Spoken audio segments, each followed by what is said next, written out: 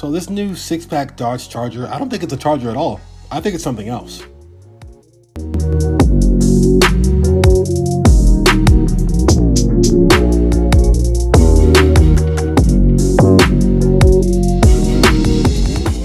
Welcome back to another episode of Monstars. I'm your host Zeeb. You should like, subscribe, and share.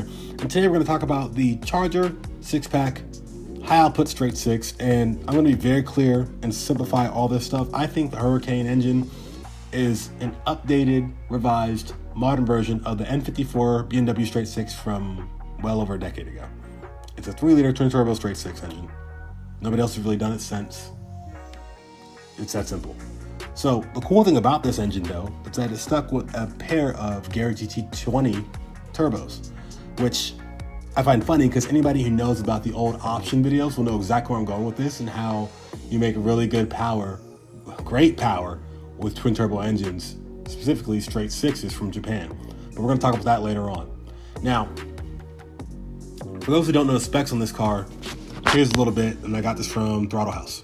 So, the 6-pack Charger weighs 4,800 pounds, has the high output Hurricane engine, 550 horsepower, 485 pound-feet of torque, 0 to 60 in 4.1, some say 3.9 seconds, and a quarter mile time of 12.3 to 12.1 seconds in a quarter mile.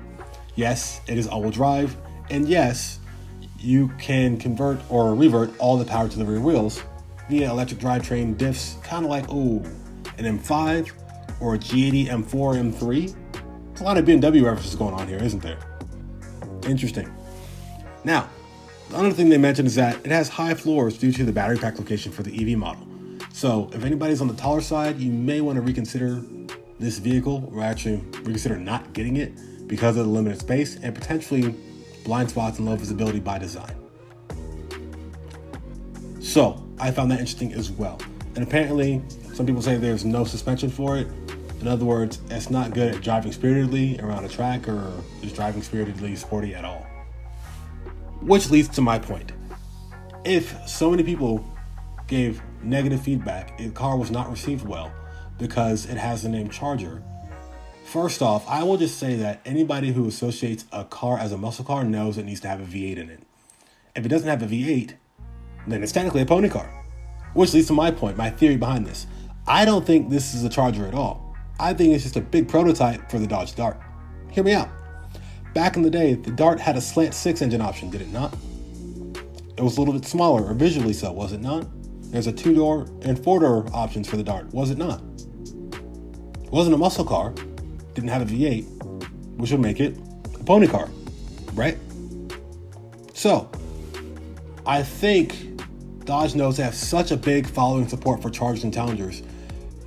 They hoped, and they technically got the support all right, the attention of everybody who loves everything Dodge, Charger, and Challenger. However, the negative feedback came in because of, it doesn't have a V8, so it can't be one. And we were upset about that, especially because the first version of this that came out was an EV. So I'm curious what would happen if and when Dodge announced this vehicle as a Dart, would it have been received so harshly as it was? Or would it have been something like, this is the car we didn't know we wanted or needed? But I'll talk about that in another video. Anyways, coming up, we're going to compare the Hemi and the Hurricane straight six engines, pros and cons, and potential long-term outputs on at least the Hurricane, because you know how the Hemi works, to see if it's truly worth getting versus the thrill of speed and power and the ease of making that power versus the durability of a V8 like the Hemis. And we're also going to compare the Scat Pack to the 6-pack. Like, subscribe, and share. Let me know what you think. If you don't know, now you know, but do what you want to do.